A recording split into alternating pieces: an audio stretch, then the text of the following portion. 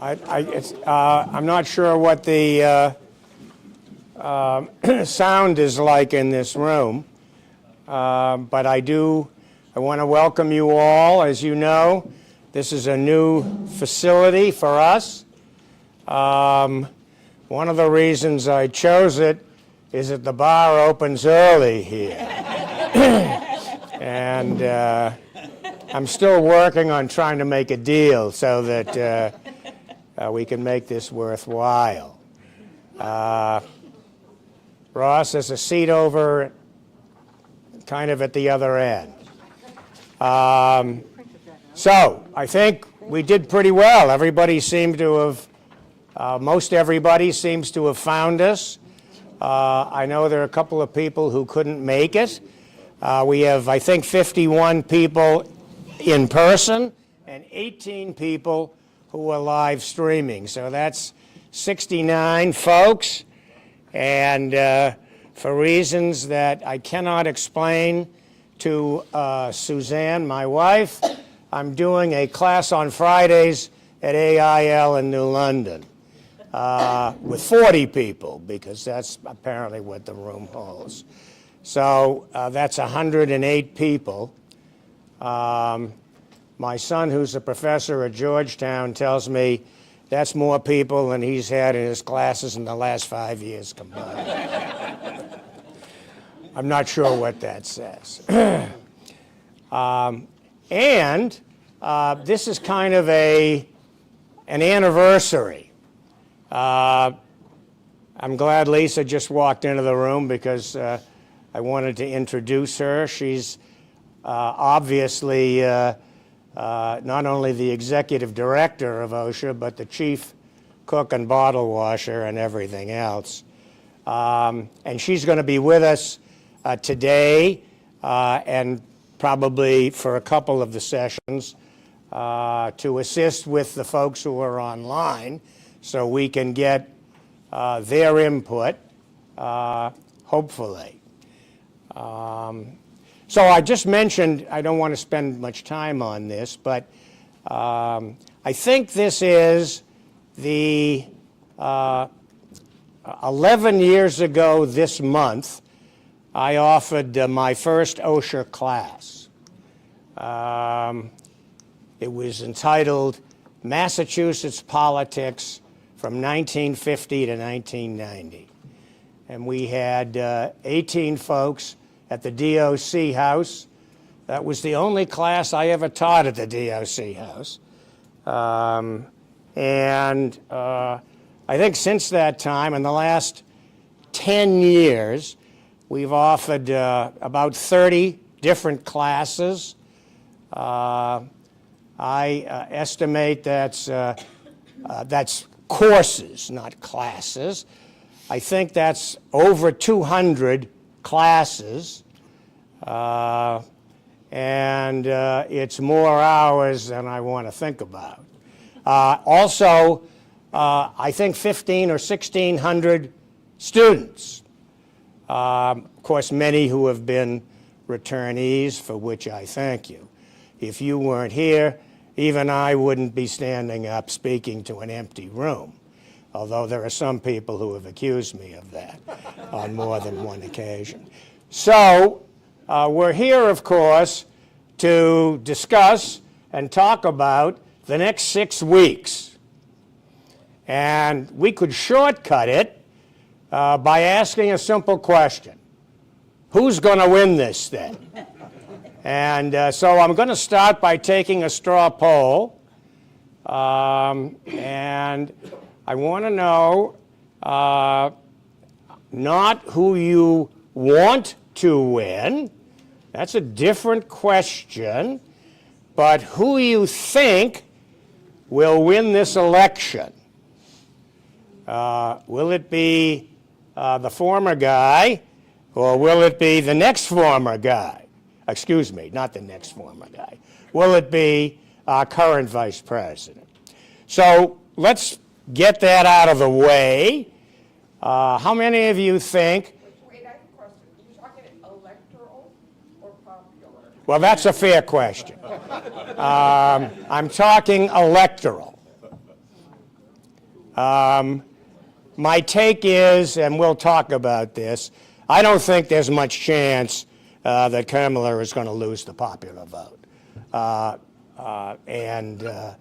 As we'll see, the betting pool, which is becoming more and more important in these things, has about a 75% chance that she will win the popular vote. So how many of you think, go ahead, Bob. Are we going to get only 2 choices or 3 choices? What's the third choice? Don't know. Oh, don't know. Oh, well, I thought everybody here knew. I mean, that was, I'm happy to have a third You choice. said want or think. Want or No. how you actually think. What you think is going to happen. So, Richard? Yeah, by when? Oh, by when? That's another question. So maybe we'll forget all of this. I can see nobody really wants to do this. The results will not be known outside this room. And of course, to the 18 people or so who are on the live stream. Lisa, do we know how many people are actually on? Okay, so that's pretty good. 68 people or so. That reminds me, I do want to, we have, over the years, collected a group of people who follow these classes. And one of the people online is a friend of mine who I have known for 66 years. And this gentleman is living in Menton, France, which is, those of you who know southern France will know it's just a stone's throw from Monaco, which is not a bad place to be a stone's throw from. And Lee is on the board of the Democrats Abroad in Monaco, and helped organize that organization. And so I want to give a special shout out to Lee this morning, a very old friend and still working in politics. Yes? So people overseas voting, does their votes count in the state they claim? That's correct. Both major parties have these organizations, and what Democrats or Republicans abroad do is basically help these people with their ballot applications, and they're sending these things to wherever it is they're going. Lee's home base before he left, he was in Dublin for 5 years and has been in Menton for 5, was Cambridge, Massachusetts. So he votes in Cambridge. And similarly, there are X thousand people. I forget the exact number, but there are many thousands of people living abroad. And of course, that doesn't even include the military, who have their own system. So, but these people's votes are counted, and they can be important. So, that's more questions than I've had in I don't know how long. I think maybe I'll just go directly to the bar. And so let's take this vote. We'll take another one as we move along. I think the results of this don't necessarily reflect how we will feel at the end of this. 6 weeks, 41 days actually, because it'll be yesterday. You know, on the one hand, that's a lifetime in politics, but it's a nanosecond in time here. I mean, those who were with us a year ago when this series started and then were with us again in the spring as we kept moving forward. Then we had those 2 classes around the conventions. So this locomotive is moving down the track, and it's coming quick. So, for those of you who are in the room, there are going to be 2 choices. If you don't want to vote, you don't have to vote. How many people think that Kamala will win the Electoral College? Wow. Well, we might as well go home here. Nothing left to talk about. Did we get any number from the online group? I can't count. Do it the other way and subtract. Well, if we could, that would be interesting. Well, so I thought I'd begin by going back a little ways in time to the founders. I know that doesn't sound too exciting, but I think it's worth just taking a quick look back all those years ago. 55 men, naturally men. They apparently couldn't find any ladies who would be willing to sit in a room with them for 4.5 months that was the size of probably, it was less space than is in between these pillars. 55 men for 4.5 months with the windows shut and one door, no air conditioning. They were concerned about secrecy and anything getting out. And there were 53 Protestants and 2 Catholics. How they got in, I'm not sure. But following their activities and their discussions over history is not easy. If we go back, we remember the Declaration of Independence in 1776, the Articles of Confederation in 1777. They were ratified in 1781, 4 years later. But of course, they were tossed out. They were a complete and total failure for a lot of reasons. They had no executive officer. There were a lot of things wrong with the Articles. And then the Constitution came along in 1787, and the Bill of Rights, those amendments, which came along in 1789. And if you go back to those discussions, most of those, well, there's some division of opinion, but at least half of those men owned slaves. So that's a given. And some of them only owned a few slaves.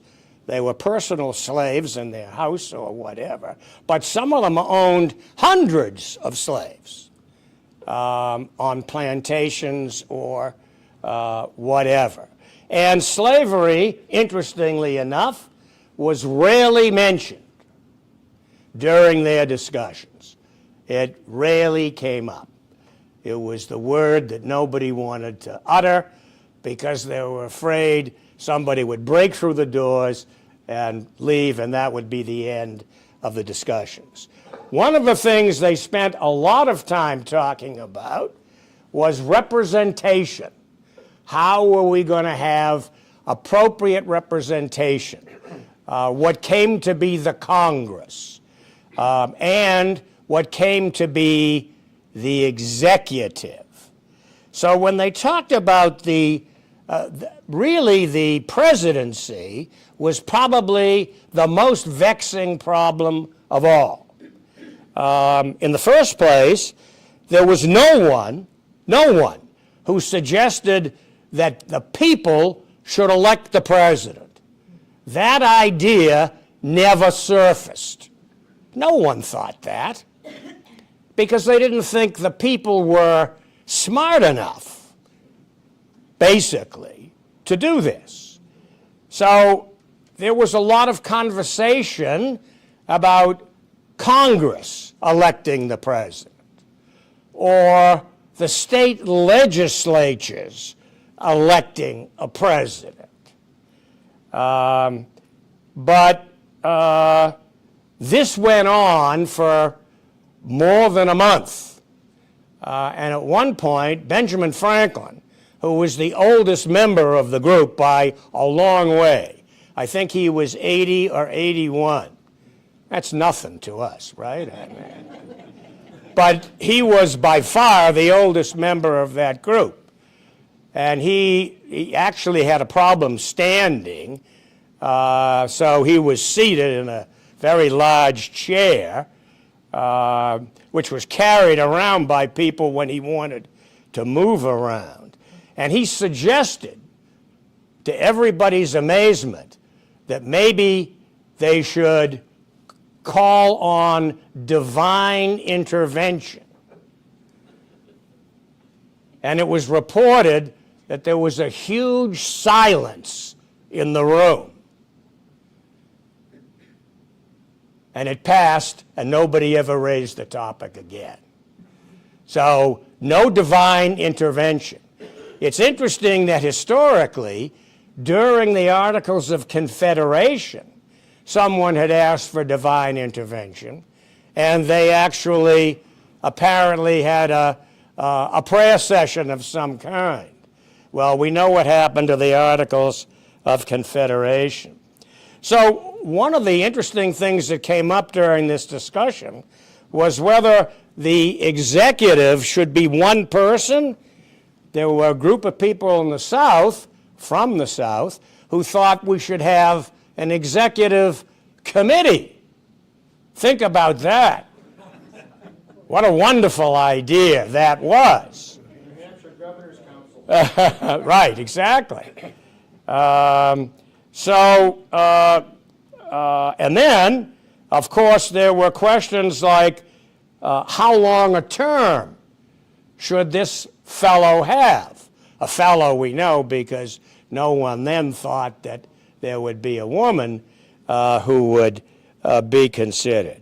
And their numbers were all over the place, from 7 years to 20 years. And there were some people who thought, I think Hamilton thought it should be a lifetime appointment. A lifetime appointment. We've got people who think that now. But 235 years ago, that was, that was like King George, basically. So, and then they talked about salary. And Franklin suggested it should only be expenses, but there were some people who suggested numbers that would have been reflective today of millions of dollars.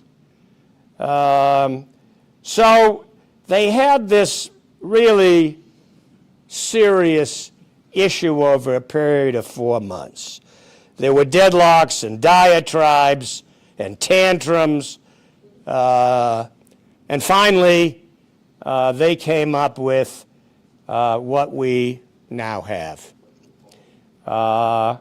And we will talk later in this course about what we now have and whether it merits continuation in its present form. There's a new book out. I think I may have mentioned it previously. It's called It's called No Democracy Lives Forever, which is you can tell where Erwin Chemerinsky is going. He is the dean of the Berkeley School of Law and one of the best-known scholars, legal scholars in the country today. But we're not going to go there now. But this is, as you know, the 60th quadrennial election. And there is no popular vote that's called for in the election. The first 9 elections, they didn't record a popular vote. The first one they did that for was Jackson. And who actually voted in those first elections? I mean, think about it. Women couldn't vote. Blacks couldn't vote. The Indians couldn't vote. Minors couldn't vote. Jews, Catholics, and other religious groups couldn't vote. Basically, 2% of the population, roughly, was eligible to vote. So it was a small group to start with. And so since that time, we've had 47 presidents. Biden is 47. We know, because we remember from that civics course we took many years ago, which of course is no longer taught anywhere, as best I know, that there were really only 46 presidents, but Grover Cleveland served 2 non-consecutive terms, something that could happen again, depending upon how this election comes out. So just quickly, I want to set some general facts in your mind so that as we begin to move, you've got this idea. So the average age in the House of Representatives today is 58. The average age in the Senate, which looks to me like it's 103, is actually only 65. However, the re-election rate in the House, starting in 1940, if you take the period between 1946 and 2024, there have been 15,850 elections in the House, because the House re-elects itself every 2 years. 15,850. The re-election rate is 98%. That means once you're there, you're there. Unless you croak or something extraordinary, you have a George Santos who gets booted. The Senate re-election rate since 1990 is 88%. Since 1980, it's 50%. During the 80s, there was some changes. The dollar cost of running for office for the Senate is about, for incumbents, is about $30 million. For challenges, it's $2.1 million. Well, obviously, if the person in the seat has $30 million and you've got $2 million, you're at a significant disadvantage. In the House, it's $2.8 million. That was a number for 2022. It'll be higher in 2024. And the amount for challenges is about $308,000. However, you remember those 2 Senate races in Georgia a couple of years ago when Reverend Warnock and John Ossoff ran for office. The cost of those elections for Warnock, $150 million. And for Ossoff, it was $101 million. Those numbers are off the charts. this election in 2024 will be the most expensive election ever. It doesn't mean that every seat necessarily will be the most expensive, but I think we can be fairly certain that will be the case. We have an election coming up here in New Hampshire for governor. We have two women running against each other. That's the first time in New Hampshire that two women have run against each other for governor. It's only the 10th time that that's happened in the history of the United States. Only the 10th time. And unofficially, it appears that the total amount to be spent by these two candidates will probably exceed $60 million in a state that has about 1,200,000 people. That is, again, wildly preposterous. Where is this money coming from? I can tell you one thing. It ain't coming from New Hampshire. So I think that raises a lot of other interesting questions. We just had a Democratic primary for the House seat that Annie Custer left. And we had two very different candidates, Maggie Goodlander from southern New Hampshire, Nashua, and who basically came from out of state in the sense that, you know, she had lived her whole life, basically, out of New Hampshire, and Colin Van Ostern, who, you know, had been in New Hampshire, et cetera, in New Hampshire politics. And of course, we know Maggie won that election, and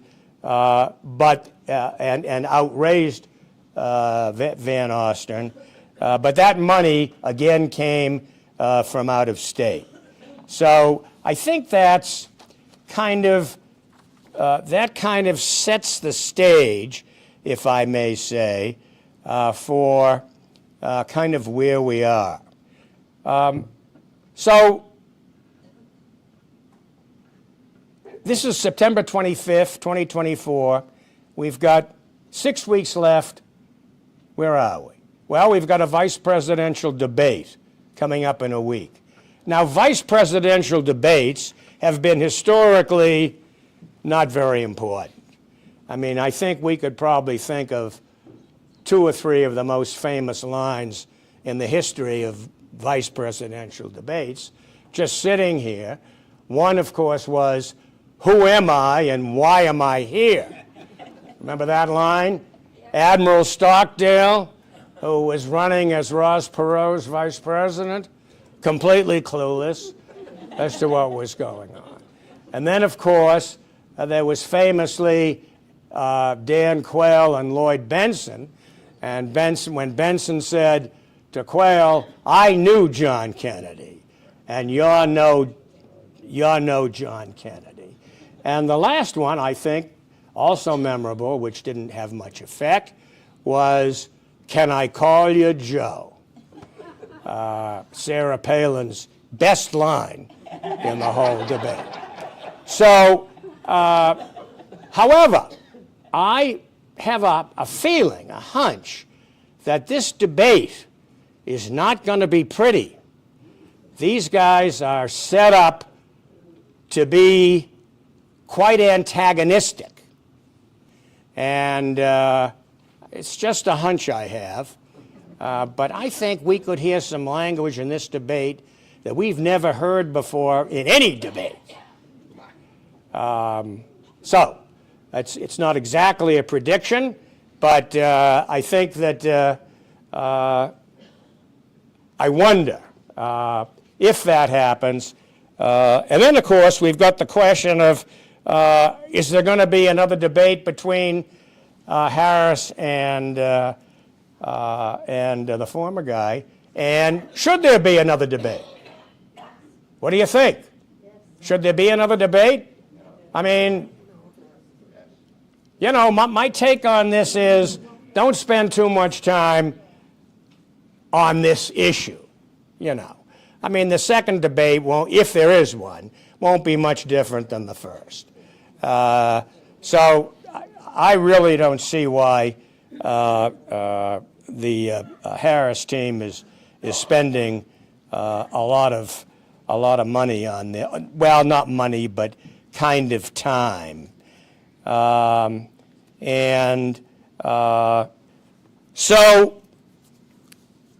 I also see that somebody asked me about Nate Silver earlier. Of course, you know, the polling, this is one of the most difficult things that I think troubles everybody. We see polls almost every day.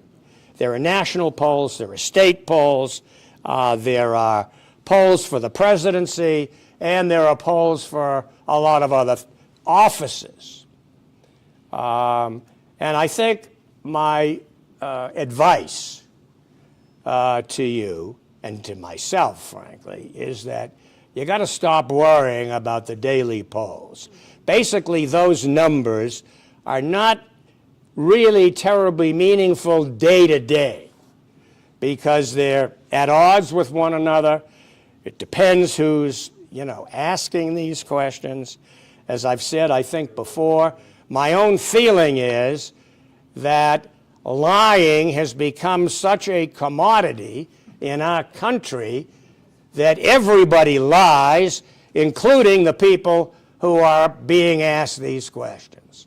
So maybe everybody is a slight exaggeration, but I think that we can't put a lot of reliance on these. However, what I do think might be more important are trends. So if you see, you know, the trends over weeks moving up or down for a particular candidate, I think that's something to consider. One of the interesting things, if we look at Trump's history, going back to 2016 through 2020 and today, and some of you were with me back in 2016, and maybe in 2028, who knows? Will I be here? Will Trump be here? I don't know. But one of the interesting things is that his numbers remain within a very small spread. These are the national numbers, basically between 45 and 47%, somewhere in there. He's never once been over 50%. And again, depending upon, for example, after that famous tape way back in 2016, you know, his approvability dropped. But that's different than the polling. So these things, I think, are something we need to keep in the back of our minds. And what of people like Elon Musk? Where did he come from exactly? I mean, I know he came from South Africa. That's not what I mean. But where did he come from in national politics? I mean, what is this? So he's the richest man in the world. He contracts privately with NASA for all of these space excursions. He's got two guys up there that may or may not ever come back. We're not sure about that. And he's cuddling up to Trump. There have been all kinds of numbers. The next financial numbers will be released around October 1st, but they range from $45 million to $45 million a month. And then there's conversation that if Trump is reelected, that he's going to appoint Musk to a position in the government where Musk will make recommendations on, layoffs and basically, how we can improve the structure of the federal government and save money at the same time. So I just kind of leave that hanging out there. He's fathered 12 children by 3 women, one of whom he was married to twice. The last one he's not married to at all.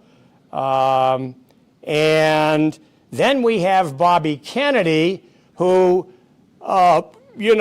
decided to drop out of the race, and now he's actually petitioned several states to get back on the ballot, which is something that confuses me, but apparently it's because they think that his being on those ballots will actually improve Trump's position in those states. And then we read that the woman Olivia Nuzzi, who wrote an article about Bobby Kennedy in one of the big magazines, has been relieved of her post at the magazine because there are stories about the relationship between Kennedy and this woman, who are both married, of course, to other people.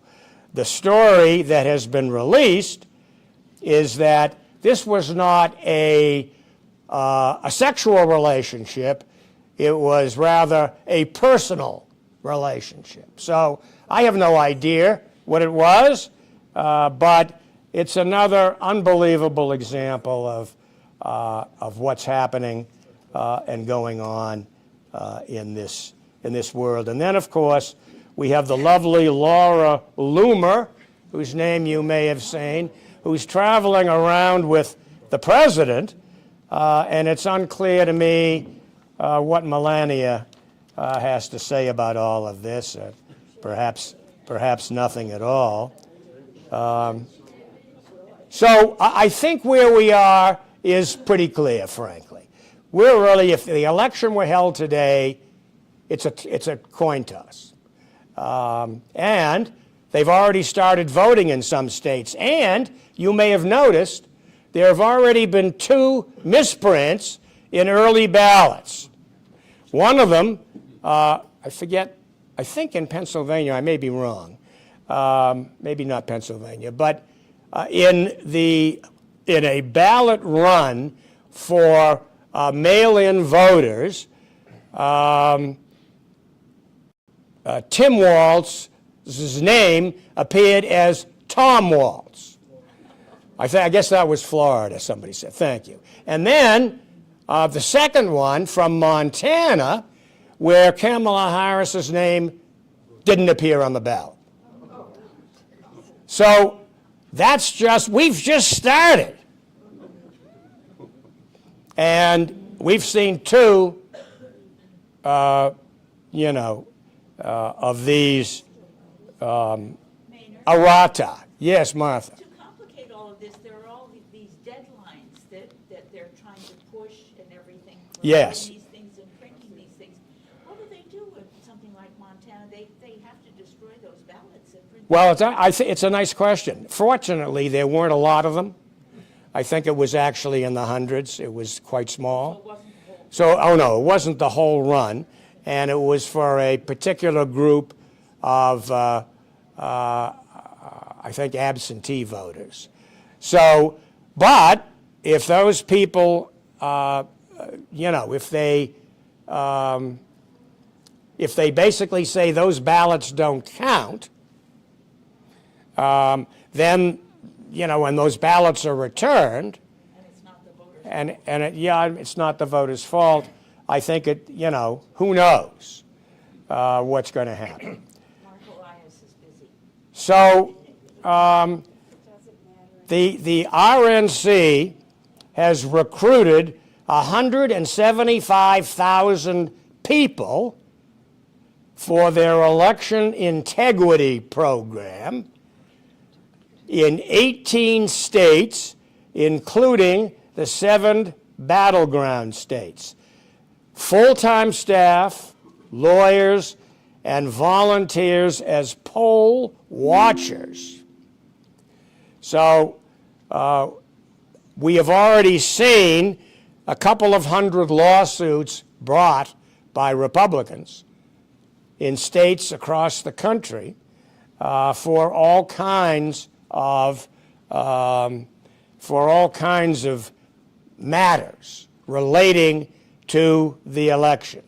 And I believe that's just the beginning of the lawsuits that we are going to see. We're going to, in 2020, almost 2/3 of the votes cast were mail-in votes. We're moving toward a time when, votes are going to be cast maybe on your cell phone or whatever. To me, that's a pretty scary thing, but anyway, I think generationally, I think we can expect kind of to see that. But we're going to have a unprecedented surge of last-minute litigation. I don't think there's any question about that, and I think it's going to be difficult to respond to. These are some statistics that I think are interesting. 71% of Americans have already said they're not going to accept the election results. 69% believe that there's foreign interference. 51% say non-citizens are voting illegally. So the state of New Hampshire just passed a law that Governor Sununu signed that said that after this election, the old New Hampshire rule of being able to sign an affidavit, etc., is out. You've got to bring a passport, a birth certificate, or something else. There are 3 states in the Union who don't allow mail-in ballots. Alabama, Mississippi, and New Hampshire. Congratulations to all of us. New Hampshire does allow absentee balloting with an excuse, but that's not mail-in voting. So we are in, depending upon where you're looking from, in wonderful company with those 2 states. Where do people get their news? TikTok. In 2020, it was 3%. In 2024, it's 18%. Broken down by age groups, from 18 to 29, 40% of their news comes from TikTok. I know that a lot more, we all watch TikTok, of course, so it's much greater. From 30 to 49, it's 20%, and from 50 to 64, it's 9%. No one's called me to ask if I watch TikTok, so. Instagram is up in the 4-year period from 28% to 52%. So when people get their news from those sources, I think what we see is what we get. And I'm not sure how we're able to respond really to those numbers. Now, I want to talk to you a little bit about something that you may or may not think initially is relevant, but I think is very important. I don't know how many of you are betting on professional sporting events these days. I'm not going to ask that question. But I can remember back in the day when, you know, as a younger man, you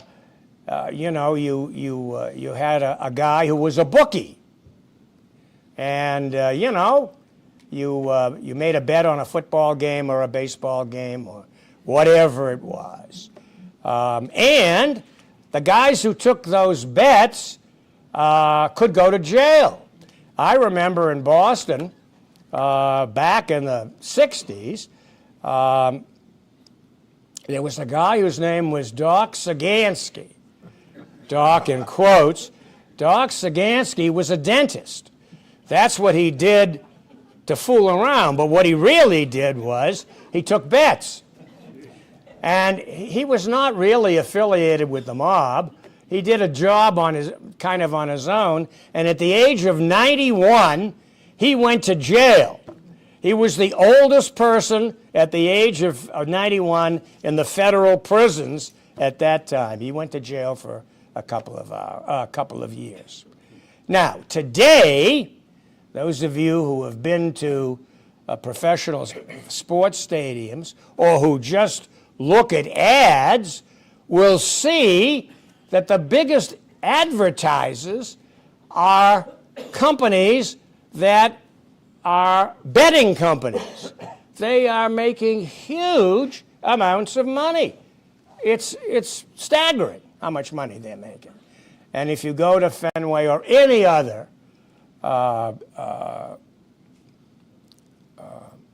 place where events take place, it's these betting companies, DraftKings and dozens of others, who are getting people to bet. Now, not only when we bet on who was going to win.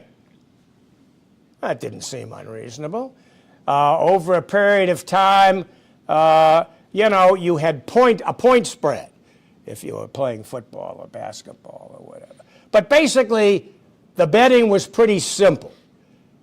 It was who's going to win the game, etc. Now, you can sit at home with your phone and bet as many times as you want on hundreds, if not thousands, of alternatives during a single game.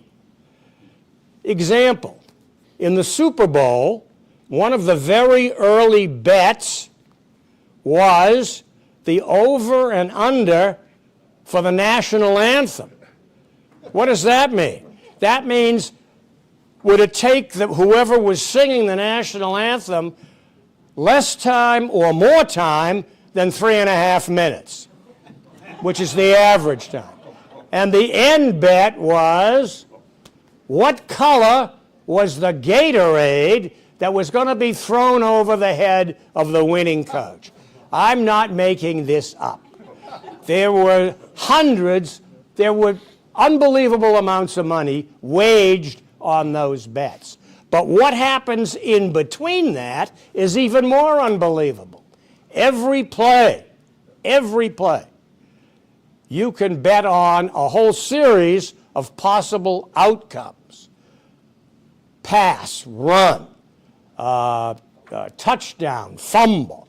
It's just incredible. So you can win, or more probably lose, a lot of money in this business today. And think about the number of kids who have an account who are sitting there like this. You can be at the game and do it because it's all done online. But this is in my view, an incredible problem that will develop in our society. I mean, I don't remember the 1918 White Sox, but I remember reading about them. And I'm sure you all remember the scandal. Not personally, of course, but And for literally a few $100, these guys were all kicked out of baseball and never played again.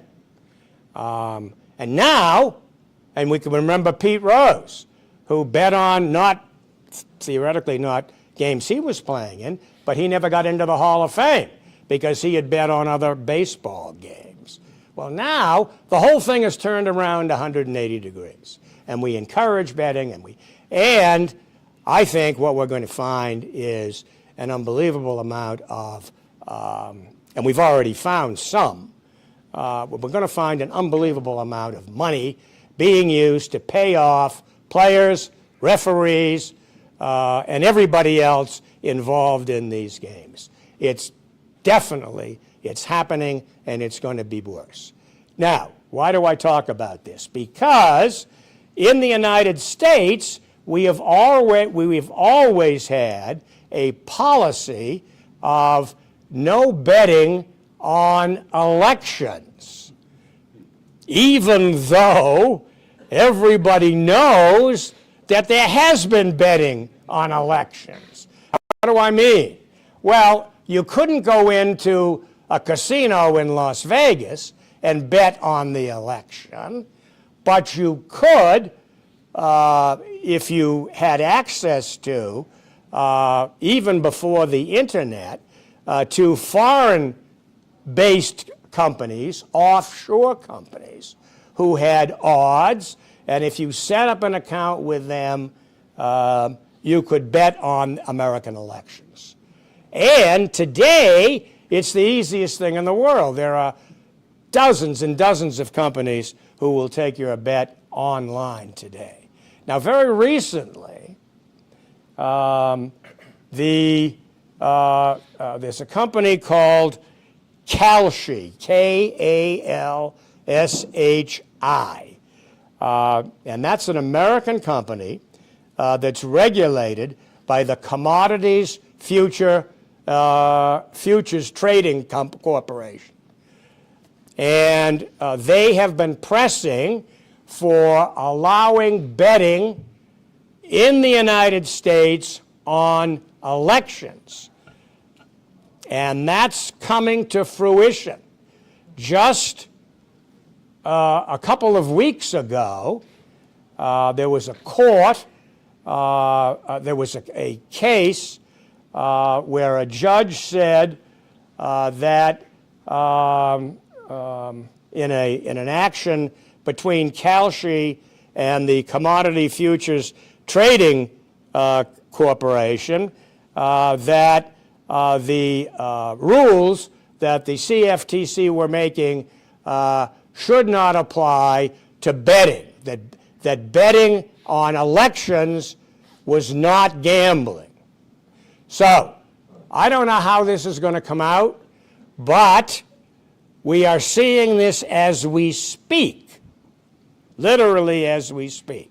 So, I have postulated, why not bet on the way Supreme Court decisions come out? Why not? That's an event that we don't control, and that would make these lifetime judges very rich. So I think we're going down a road here which is not a good road to be on. One thing that's very interesting is if you go back over a history of the predictions on presidential elections, the bookies, going back to 1860, there were bookies then, have been correct every time, except twice. Dewey Truman and 2016. That's not a bad record. So following the odds may not be a bad way to look at what's happening in the election. So I have here, if I can get to it. Let me see if I can.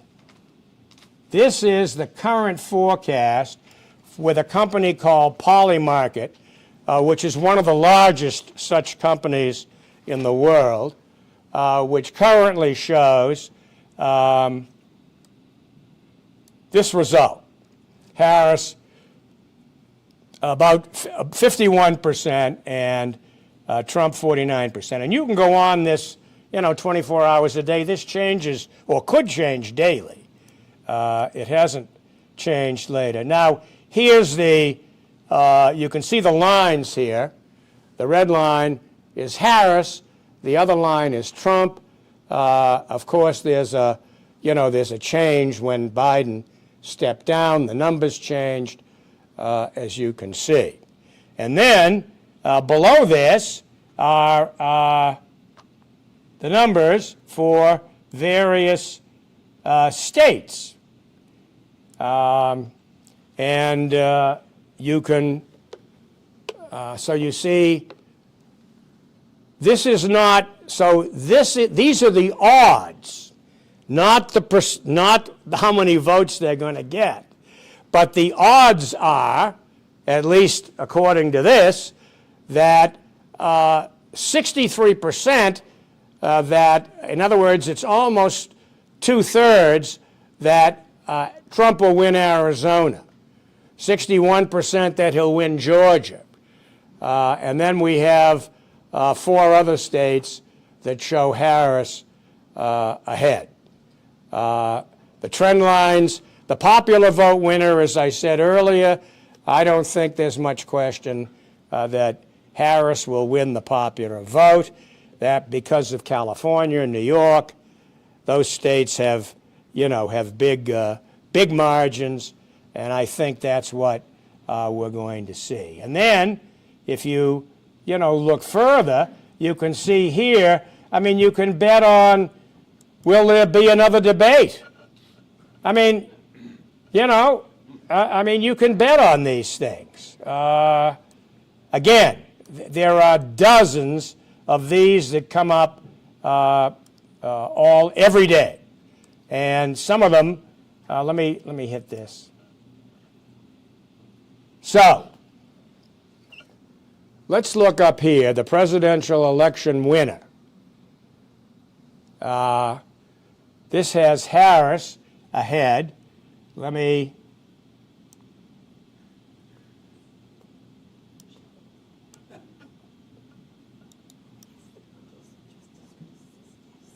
Then this has, here's the electoral college margin of victory.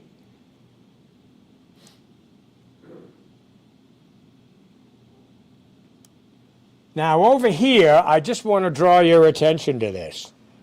Do you see that 1.0 at the bottom of the presidential election winner? 1.0. That's $1 billion. $1 billion that this company has taken in on that bet.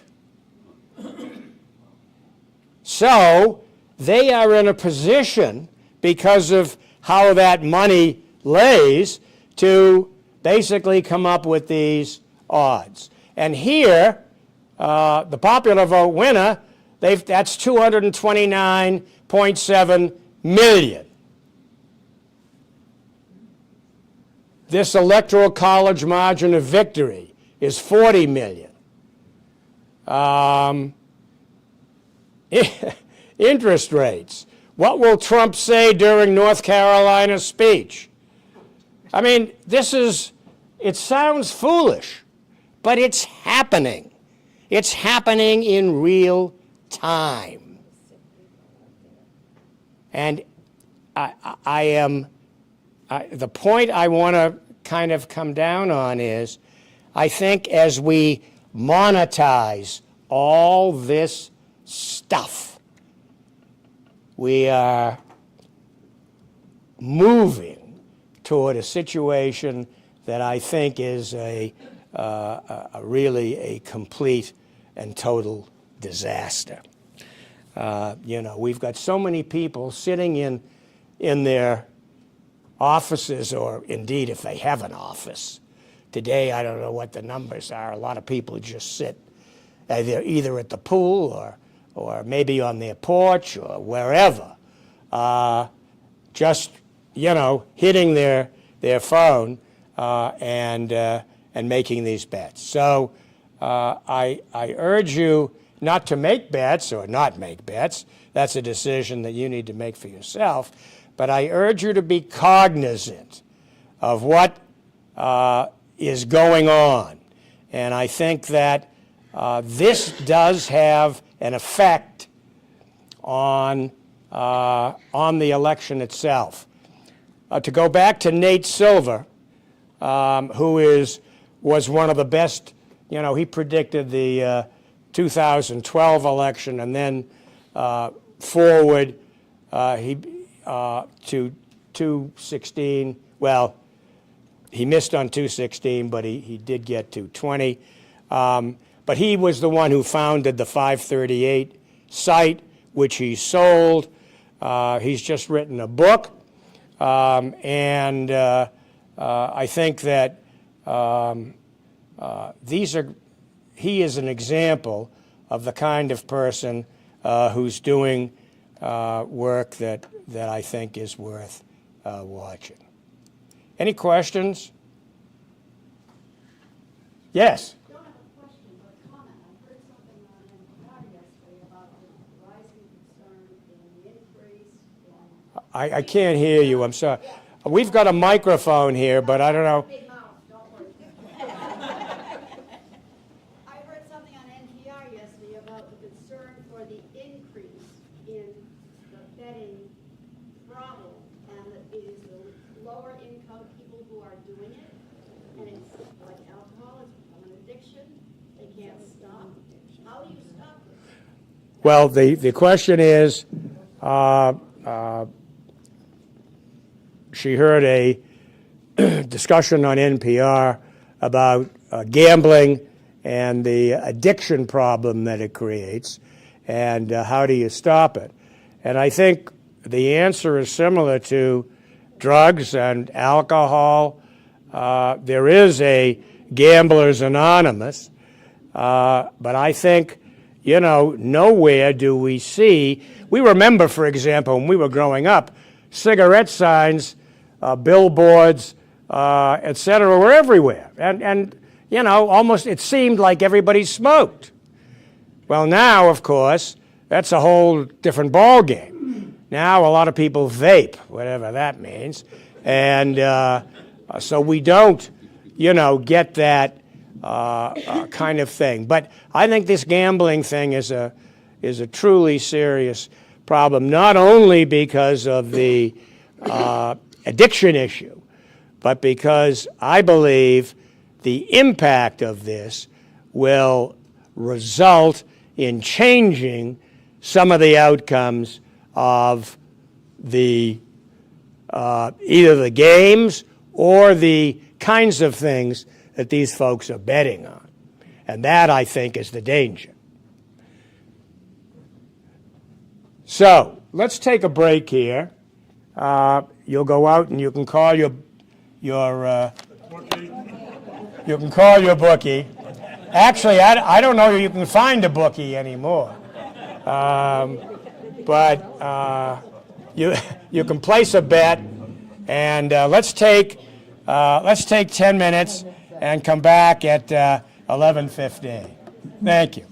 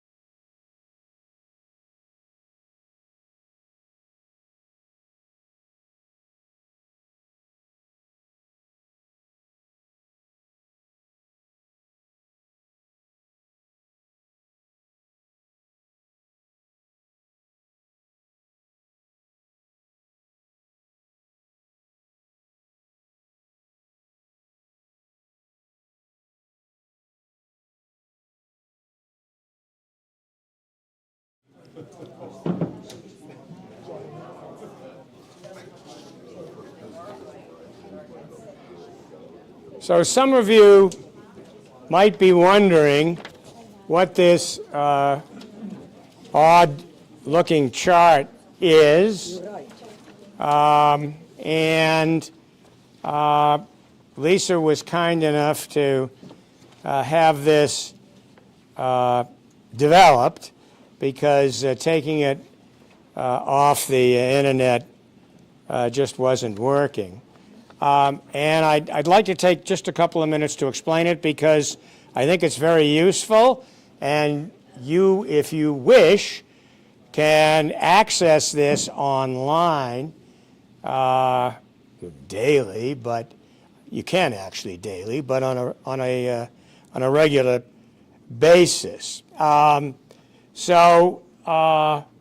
This is, you can see up in the corner, FHQ, which is the website, a guy named Josh Putnam, who has been doing this work for many years. He's a professor.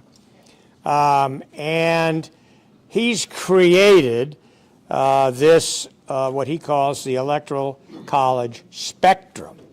So this is a color-coded thing, starting from well, as I'm holding it now, from the left, and then going over to the right. This is blue, obviously, dark blue, medium blue, light blue, and then dark red, medium red, etc. So, if you look in the upper left-hand corner, it says Vermont 3. And then it goes on to say Mass, oh, I'm sorry, actually it says DC 3. Up top of Vermont, do you see that? So the total is then 6, which is in parenthesis. And then you see Mass 11, that's 17, again in parenthesis. Maryland 10, 27. Now that's a running count of electoral votes by state. And the reason that they're in this order is that historically these states have been the most democratic. So basically these states are guaranteed, for all practical purposes, to be democratic, and they will cast their ballots for Democratic president. Now, on the other side, you actually start at the bottom of the right-hand red column, all the way down at the bottom with Wyoming, and then West Virginia, and then Indiana. You go up. And the reason that this is done is because he wants it to bring you to the center column, which of course is, quote unquote, where the action really is. So you'll remember you need 270 to win because there are 538 electoral votes. So,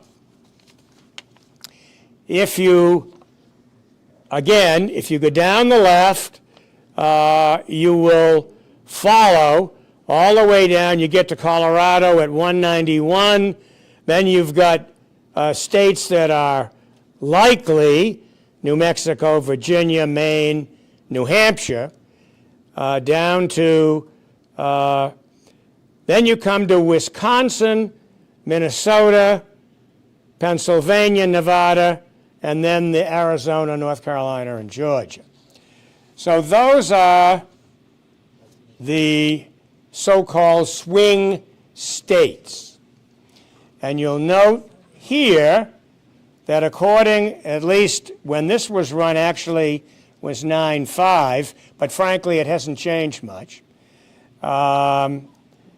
Wisconsin and Michigan bring you to 251, and Pennsylvania in yellow brings you to 270.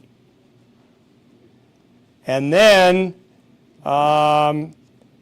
should you win any more, you would go to, it goes down to North Carolina 303 and Georgia 319.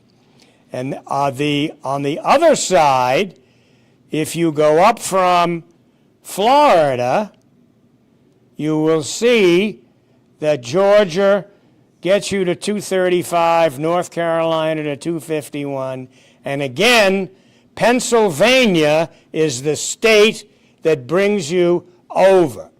So, according to this chart, Pennsylvania is the tipping point. Now, this can shift.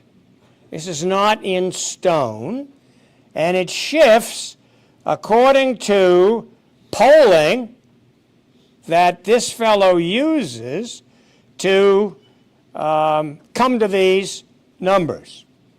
And I think this is a very interesting kind of uncomplicated way to look at it.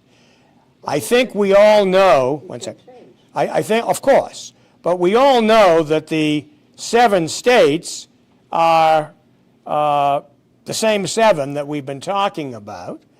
And we have what some people are calling a northern strategy, which would be Wisconsin, Michigan, and Pennsylvania, and a southern strategy, which would be Arizona, North Carolina, and Georgia.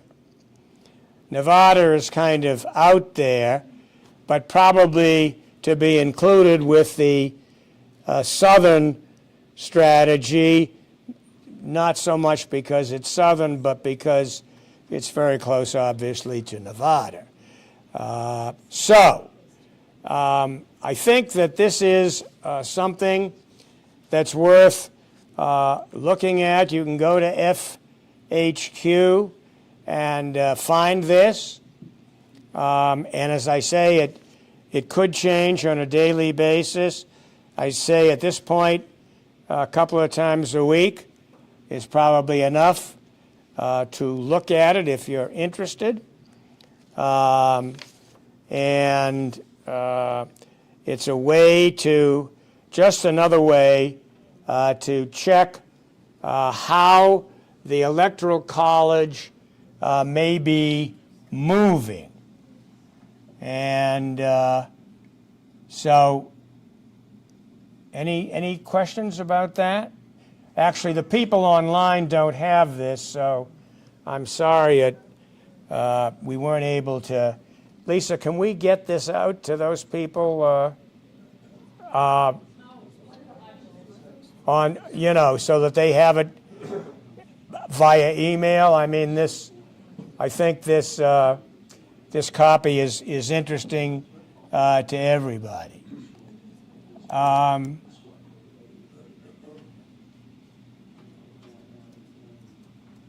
So let me move on from there. I want to talk a little bit about some of the other seats, because I think it's critical that we understand. If Harris gets elected,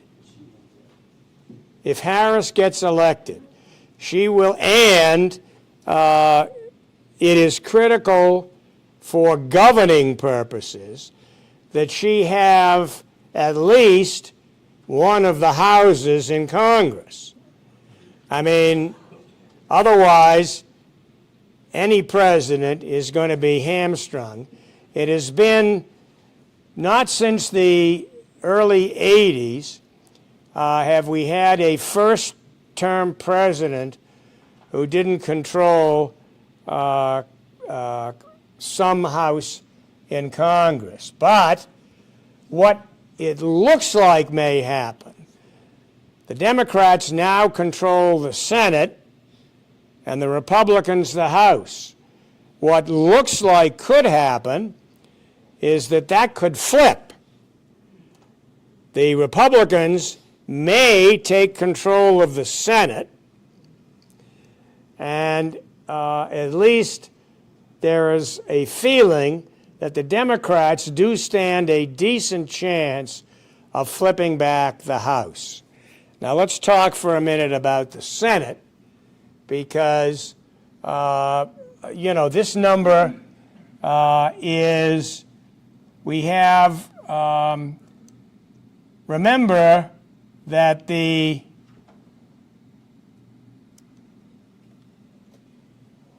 we have the contestants. We have an open seat in Arizona. Kirsten Sinema, retired. We have an open seat in West Virginia, where Manchin retired. And I see he opened his mouth this morning and said he wasn't going to support Harris because of her position on the filibuster. So whether that means, frankly, I don't know why anybody cares what Joe Manchin thinks at this point. But in any event, for anybody who does, he is not supporting Harris.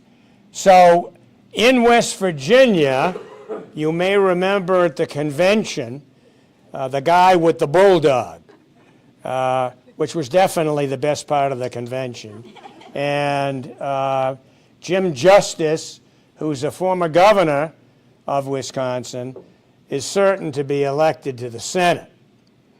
So that will be a flip in the Senate, and will make it 50 votes for the Republicans. Now that leaves the question of Montana and John Tester. And while there's 6 weeks to go, it appears that Tester is in serious trouble, and that he could lose the election, and that would flip the Senate to the Republicans. In addition, you've got Sherrod Brown in Ohio, and Tammy Baldwin in Wisconsin, Bob Casey in Pennsylvania, and Rosen in Nevada. Those people need to win to keep it close. There's been some talk of the races in Florida and Texas. The guy who's running against Ted Cruz, who's the former Colin Allred, who's the former pro football player and a representative from Texas, by all accounts, a very good guy. I think he's running a strong race. And the woman in Florida seems to be running a strong race against Scott. But at the moment, at least, I don't see those races panning out. I think Cruz is, skating by, and I would be surprised at this point if he did not win in Texas.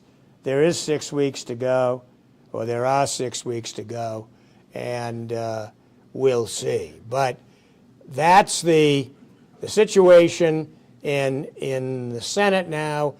Really rests with Tester. Yes, Bob. The Maryland Open seems pretty interesting too. Yes, doesn't it? yes, it is. Because they have a governor a la the one in Vermont. Yeah, Very that's true. Yeah, Maryland is definitely, I would say, possibly in play. I think that would be an upset, but I did see that also Brooks, I can't remember the specifically now what the charge was, but there was some recent, Paying tax on our houses. yeah, right. There was some unpleasantness about how she had handled her taxes because she had a place in Maryland and a place in D.C., and there was some confusion. I don't know how that's going to play out. It certainly won't help her, but a loss there would be a disaster. I mean, because, one, it's unexpected. They haven't had a Republican senator in Maryland in almost 50 years. So that would be a real, and that would mean that, Tester's race basically wouldn't matter. And so, but that's a point. And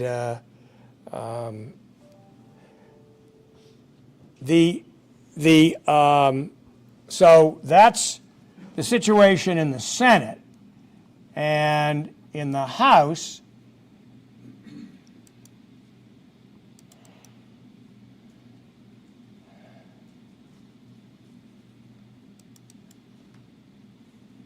where are we here? Here we go.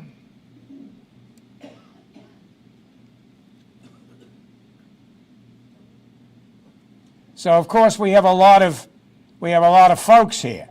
Remember, the House has 435 seats that are up every 2 years. So the number of these seats, remember I said earlier, 98% historically of the people who run for re-election get elected. That means that you're only talking about a shift of, a dozen or so votes, maybe a few more, in any given term. Now, you get people who retire, you get people who pass, you get a Santos, but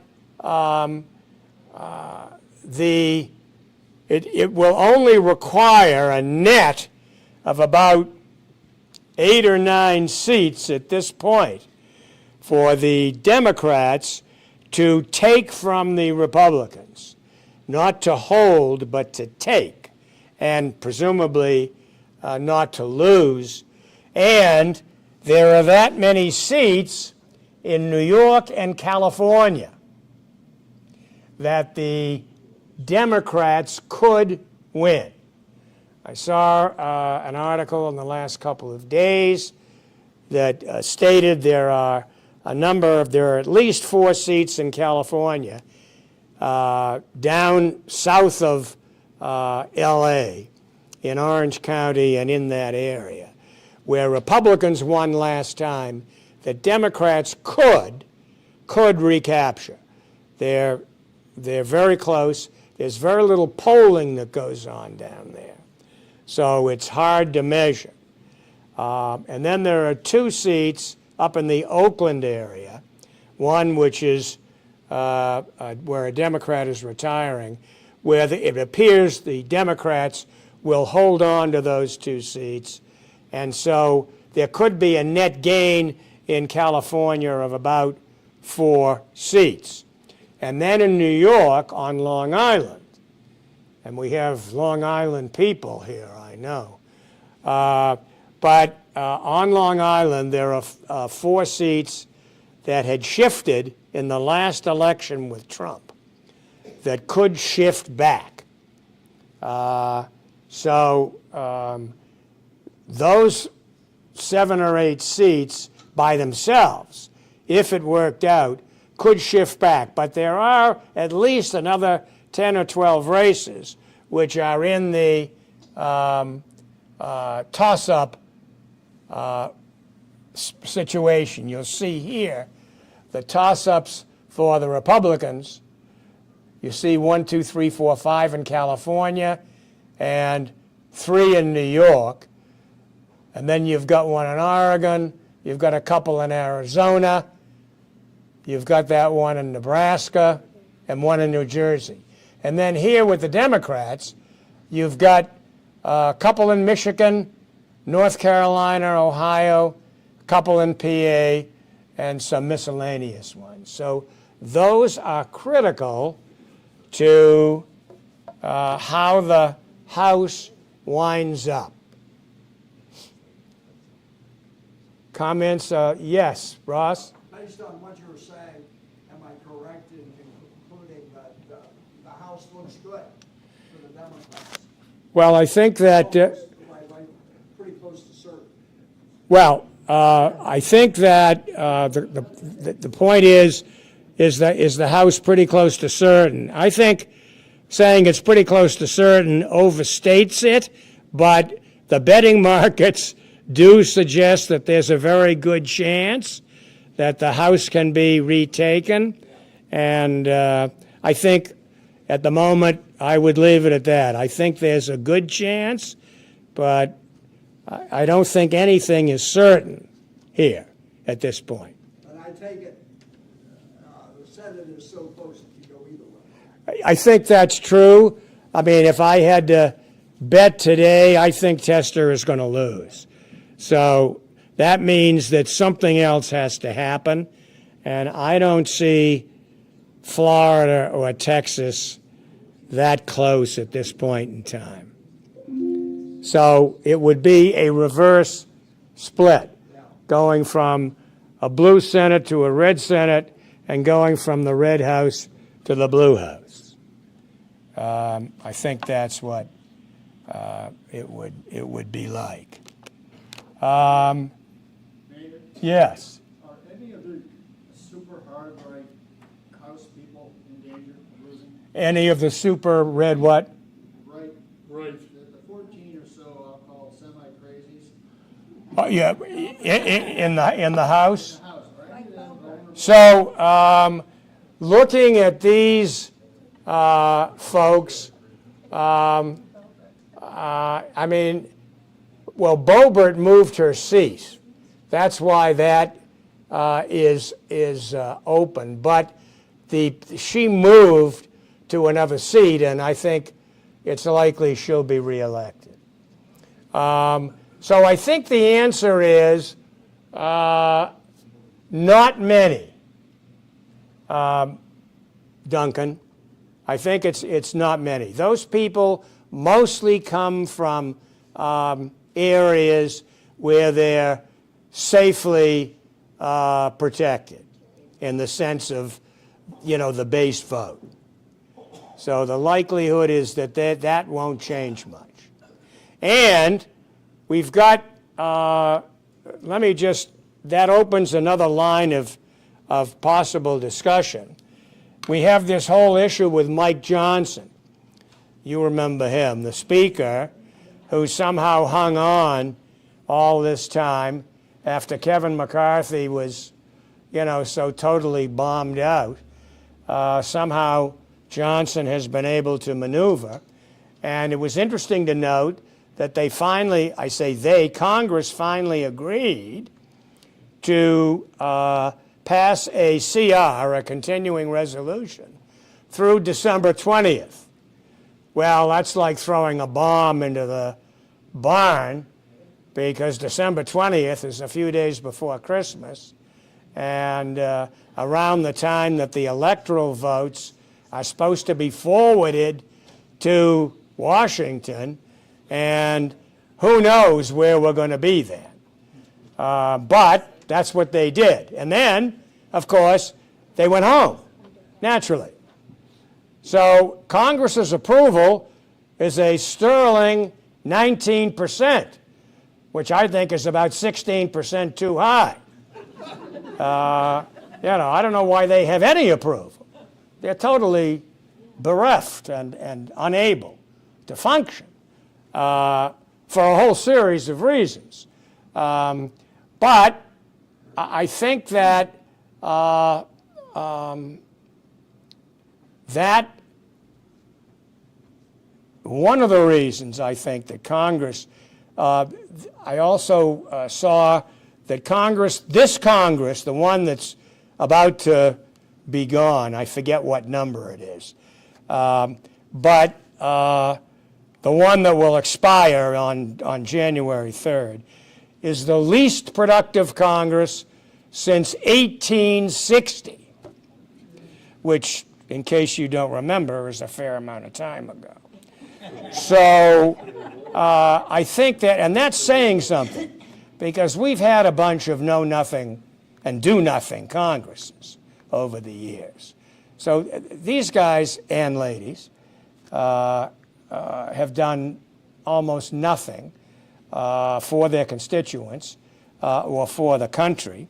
And so, but I think that the best that could happen from the Democratic standpoint is that if the Democrats take over, that Hakeem Jeffries will become the Speaker, and that at least there should be some, I mean, there's going to be no magic, but particularly if the Senate switches, but at least there'll be some place, hopefully, to start a discussion. So that's, I think that's what I see. Speaking of the Congress, I'd like to say just a few words about the court, because in case you have missed it, the court has been on recess for 3 months. I'm not sure, I haven't seen reports of whether Justice Thomas is floating in the Seychelles or somewhere else, or whether Mr. Alito is raising flags in various places, or his wife is raising flags. But they're coming back on October 1st. And there's no good news there. Yes, Carol. What percentage of women in Congress? So that's a question I can't answer right off the top of my head. But I think it's, I would say more than 25%, and but maybe less than a third. That's my quick guess. I may be off, but it's some number. It's not nothing. But that's quickly what I would guess. So the court is returning, and you know, we've had some disastrous decisions from the court in the few months, well, certainly in the year or so before this last year. And I'm not sure exactly what to say about the upcoming year, except I think you can continue to expect bad news. There's no good news coming out of this court. And I don't think, even if Harris is elected, I don't see much change in the court. Thomas is about 3.5 years away from being the longest serving justice in U.S. history. And my reading of Justice Thomas is that he would like very much to go down in history as the longest serving justice. So I don't think, unless he is run over by an RV in a Walmart parking lot, which seems unlikely, I don't think that he's going anywhere in a hurry. And he's the oldest by, there's also talk about Sotomayor, who has diabetes and whose general health, I think, is perhaps not great. But if the Senate goes red, that brings back the unfortunate specter of the Senate not holding hearings in the event of a vacancy on the other side. I mean, we certainly haven't seen the end of that possibility. So I think there's, as I say, I think there's very little, there's nothing good coming down there. In addition, I think there's another fact that some people don't really understand. The court chooses its own cases. This has been true for almost 100 years. President Taft, when he went to the court, made it his business to change the rules and make it that basically that the court could choose its own cases, which it does. One of the things that's happened over the years is that the number of cases that the court hears has progressively gone down, substantially. At one point, the court heard, this is back in the 40s, I think even into the 50s and 60s, as many as 150 cases a year. That number, I think this past year, was 63. So one of the questions I have is, what are these people doing? I mean, I'm not saying these cases are, yes or no, but that's a terrific drop. And, of course, we know that many of the cases are huge issues for Americans. We don't have to go far to find Dobbs and others that are having and that will have a huge impact. There are emergency applications that are awaiting the court this fall, emergency applications which came in late spring, early summer. You would think that the court would take them up because they're emergencies. But for the most part, they have let them sit. 2 or 3 of them relate to EPA and could be disastrous in terms of clean air, clean water, and a variety of other things. So I think we need to be prepared to be ready for those. Martha? The other thing they do is they kind of change the question before the court. So with the Chevron decision, the case had to do with whether people had to pay the monitors or something, whether the wording covered that. And out of that, they reverted to this major decision thing and throw out a whole barrel load of stuff. So the comment was the court has a way of changing the issue or the question, and I think the answer to that is there's some reason to believe that that is the case or has been the case. I think a couple of extreme examples of that. The court is not supposed to rule on issues that are not genuine questions of law that, in other words, they're not supposed to provide advisory opinions. Something is supposed to have happened. Someone is supposed to have been injured. Well, you all remember the case in Colorado with the lady who, refused to bake a cake for a couple that was gay.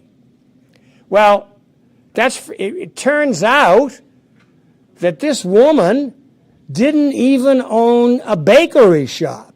She hadn't even opened her business. But the court took this case and made a ruling. Similarly, I think there was, another Colorado case, which, was an eye-opener, I think. The football coach who prayed on the 50-yard line. What was that? I mean, the court ruled in his favor. He got some followers, raised $2.5 million, and he went to Florida and retired. So we see cases which I think are made-up cases to achieve certain objectives that I think it's an unfortunate fact in the system today. Ross? The other big change, just to mention, things taking place there, is that more and more justices are writing books. Well, that's certainly, that's a moneymaker. No, I think that's true. They're definitely doing that. And I think, their favorability rating is not very good. And I think Justice Roberts finds himself in a very uncomfortable position at this point. So, before we leave, I just want to remind you that there is no class next week. And the week after, the class is on Thursday. This room was not that Wednesday. So remember, next week, no class, and the week after, Thursday, not Wednesday. Same time, 10 to 12, but it's Thursday the 10th and not on the 9th. And then we go back to the remaining classes will be on Wednesday as scheduled. I have scheduled 2 classes after the election, one the day after and one the week after, because I think there's a very good chance we're not going to know the results of the election. We all remember Cronkite and Huntley Brinkley and everybody racing to announce who the next president is. Those days are history. And I think for a number of reasons, and we'll talk about them as we move forward, we may not know the results of this election for a while. And there's a possibility, I think, that some states' electors will not report in time, and their votes will not be counted by Congress. So that will reduce the number of votes required for election, and that is a recipe for disaster. So I leave you with that. I think the bar may be open. Have a nice week, and thank you very much for coming.